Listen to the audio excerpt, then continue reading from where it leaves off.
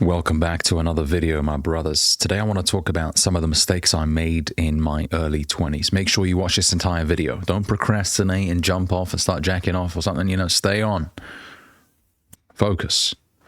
So let's dive straight into it. The first mistake was delaying stuff for tomorrow. If there was a world championship for procrastination, I would have won it. And I'd always find a good reason to delay stuff. Well, I just don't feel like today's the right day to take action, or let me get my delivery tomorrow, and then I would always find a reason. And the issue is, it becomes a habit. You end up delaying stuff all the time. And I've spoken about the law of diminishing intent several times on my channel. The longer you take to do something, the less likely you are to do it. So when the idea is hot, strike. Don't say to yourself, well, next week, fresh week, let me just detox after I come back from holiday and then I will. Bullshit. I mean, I have massive respect for so many high-profile actors, athletes who travel all the time and have a stacked diary. They'll land in London at 4 a.m. and then they got to be on set at 7, and you see them and they're always energetic and they're always just pumped and ready to go. And I'm like, wow, that's impressive. Some of us think we work hard, but we really don't. We really don't. Your diary isn't as stacked as some of these people. And yet you tell yourself, well, I just need to rest this week. What did you do? You didn't do anything intensive. And being at your job, yeah, some of you work physically demanding jobs, so I can respect that. But a lot of guys just sit in front of a desk for 8 hours, which I know is mentally draining and okay. But then when you get home, you tell yourself, oh, I just need to rest. And that's it. You just watch movies and play video games and then jack off and then go to sleep. You don't need to rest for 6 hours after you were sitting down for 8 hours. I mean, yeah, 1 or 2 hours, cool. Hit the gym, do whatever you got to do, and then come on, man. Time to knuckle down, especially those of you that have grand plans. You want to achieve this, you want to do that.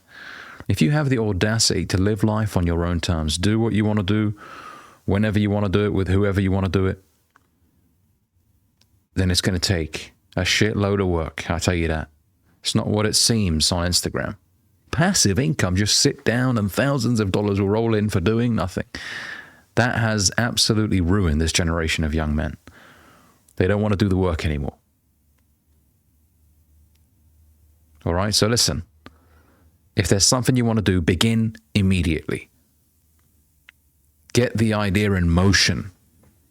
You will improve things as you go along. But you got to take action. Otherwise, you will delay and delay and delay. And then the idea will just fizzle out and you'll never pursue it. And I can guarantee you there are many 40-year-olds, 50-year-olds out there. Maybe some of you watching. You had loads of great ideas in your 20s, but for some reason you just didn't follow through on them because things got in the way, your car broke down, you spent a lot of money fixing it, and then you told yourself, I can't afford to do this right now. Let me just save some more money. And then you just keep finding reasons. That's just the way life is. Something will go wrong at the worst possible time. And you'll feel like, oh, well, that's now the idea out. What's the fucking point now? Okay, so listen. Things will go wrong. That's just the nature of life. It's chaotic. So begin the process quickly and adjust as you go along. The second mistake I made was worrying about the risk. Risk, risk, risk. And then I heard a very famous speech from Jim Rohn where he said, everything is risky. The minute you got born, it was risky. Getting married is risky. Having kids is risky. Everything is risky. You have to embrace risk. Now, there are bigger risks than others. I will agree with you on that. But everything is risky. But that should excite you. There's an element of danger. I want to go out there and discover. See how tough I am. Not, well, I could lose $500. I don't want to do that. Well, then sit in the corner. Wrap yourself up with bubble wrap. We'll give you 2 meals a day, as Jim Rohn said. And you might live to be 100. But what kind of a life is that? I would rather go out there and do absolutely everything I can.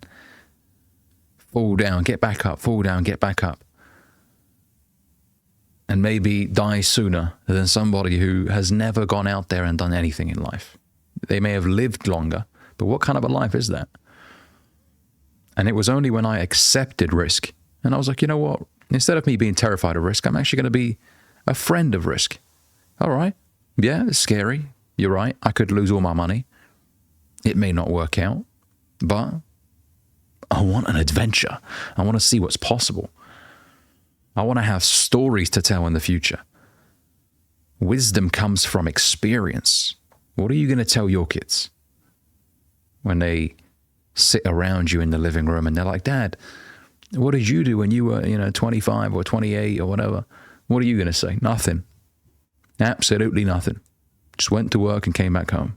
And I hated every single second at work. I hated everybody around me. Come on, man. You want to be able to share some stories, and I did this, and then I met this guy, and then I did. Yeah, not everybody is cut out to be an entrepreneur. I will make that very clear. And I've said this before in several videos. Not everybody has what it takes to be an entrepreneur. You need to be thick-skinned. You need to be able to manage stress effectively, and not everybody can. However, you still want to be able to say, I picked up a new hobby, I did this, and risk doesn't mean starting a business. We're not just talking in the context of running a business here. We're also talking in the context of picking up a new hobby, learning jiu-jitsu, and a new instrument, right? What's scaring you? What if I put all this effort in and it doesn't work out? Oh, just listen, worry about that when you get there. People worry about 5 years ahead from now before they've even taken the first step. Just take the first step and then the second step. And then before you know it, you've been playing the guitar for 6 months and you're actually pretty good. You've been doing jiu-jitsu for 6 months and you know what? You can choke some motherfuckers out twice your size. Then it feels good. And then you're like, wow, I was worried about this whole thing all this time. I was suffering. Seneca says it, right? We suffer more in imagination than we do in reality. You put yourself through all the suffering unnecessarily. And that's what I did. Oh, but what if this doesn't work out? What if that doesn't work out? And then I was like, you know what? Fuck it. If I don't take action, I'm always going to be that guy on the sidelines, the skeptic. That's risky. Don't do that. But has nothing, no experiences to share, no wisdom to impart on others. Just that one skeptical guy. I don't want to be that guy. The skeptical uncle telling his nephews and nieces, oh, don't do that, don't do that. But he hasn't tried anything himself. All right. Point number 3, not trusting myself enough or not recognizing my value, shall I say. A lot of you guys are remarkable. Yeah, you're not the finished product, but you don't give yourself credit for how good you are at making others laugh, at communicating. Some of you guys are incredible at selling. But when you don't recognize how good you are, you accept mediocrity. You accept bullshit situations because you don't know how good you are. And that's why you might stay in an environment, in a job that doesn't treat you well because you don't think you can get any better. I speak to a lot of my friends and they say that to me. Oh, Ali, I want to make more money. I want to get into a better paying job, but I don't think I'm good enough. And I see them. I spend time with them and I'm like, bro, you're good. I can recognize those qualities in you. And so some of you guys need to give yourself credit where credit is due. In my early 20s, man, I did some stuff that, at the time I didn't give myself a lot of credit for. I would just brush it under the carpet. Yeah, that's why. People will be like, Ali, man, you smashed it. You did this, you did that. Man, you're killing it. And I'm like, yeah. And it doesn't come from a place of humbly accepting the compliment and just, thank you. No, it came from a place of, no, that was shit. That wasn't good enough. And look, I can understand the desire to achieve more and not settle. I get it. You want to push the boundaries. You want to go out there and do more and more. That's good. But as you have coupled that desire for more and more with gratitude for what you've accomplished,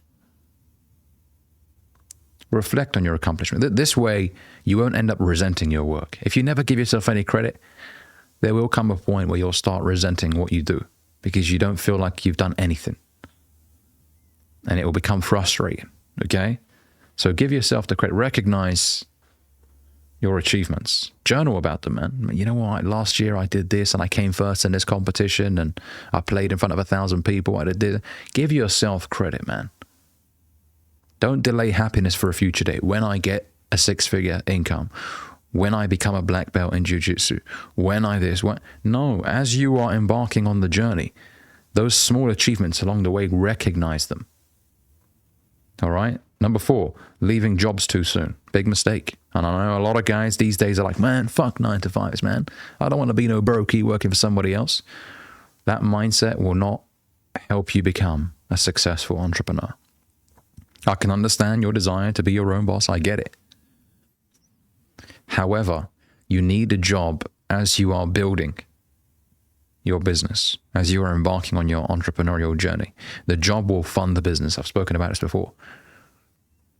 And also, you can learn a lot from working for somebody else, how a business is ran, the processes, you know, how to communicate with customers, how to sell. You know, I look back at some of the jobs I've had and I've worked everywhere. I've worked in restaurants, customer service centers, right? Call centers. I've worked in telesales, you know, selling over the phone, cold calling, right? You know, face-to-face sales as well. And every experience has taught me something. And I don't look back and think, why the fuck did I work there? No. I want my own kids to have experience in different environments one day. I don't want them just to be sheltered by my success. Smothered. You know, deep in the comfort zone because daddy paid the price and he's so successful now and we don't have to do anything. That will ruin my children, especially if I have sons. That comfort zone will rob them of so many incredible experiences. Is it fun in the moment? Not always. I'm not going to pretend that, you know, getting sworn at over the phone when you cold call somebody is fun. It's not fun, but it teaches you something. Knowing how to de-escalate conflict, knowing how to combat objections. Customer says the price is too high. How do you navigate your way around that?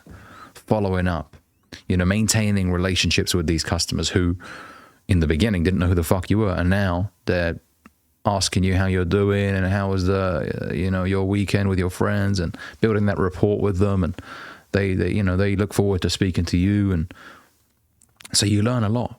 So stay in your 9-to-5, and look, don't just stay in a shit environment.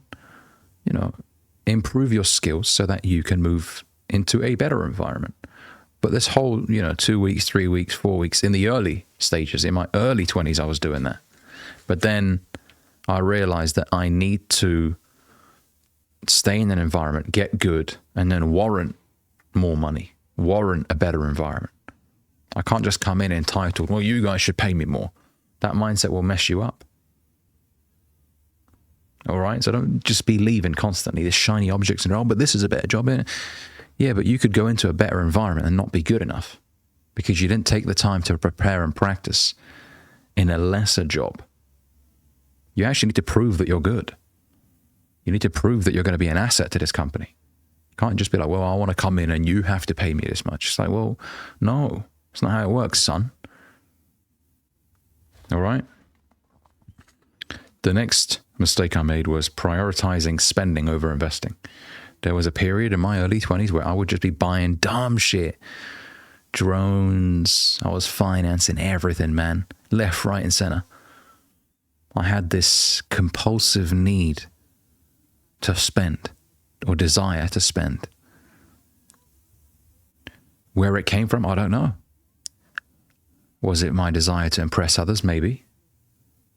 To look like I'm ahead of where I actually was? Maybe, if I'm being honest.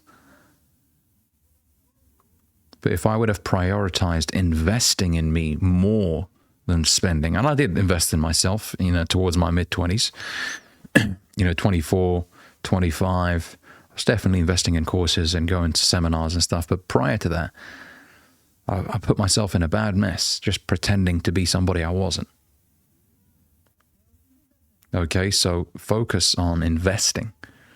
Doesn't mean you can't treat yourself from time to time, but don't make the mistake I made where it was just excessive, unwarranted, undeserved. And I'll tell you what, it put me in a lot of stress. It did. When you finance a car that you know as you're buying it, you don't really have the money for it. You can't really afford it. It does put you in a lot of stress. You know, you can't guarantee you'll be in a job for 2-3 years straight. And so there might be gaps in your employment. And so if the finance gets rejected, then you're like, what the hell am I going to do? What am I going to do now? And then you're stressed out, and then you're behind on your payments, and then your credit starts dropping, and then you just messed everything up. So buy it cash, okay? Later on in your 20s, once things have stabled, you've got a bit more money. If you want to finance a car, you can. But when you're 21, man, and you have no regular income, don't make that mistake. I don't know, maybe some of you in this community, some of you down below could share your experience of financing stupid things. Let the others know. Okay?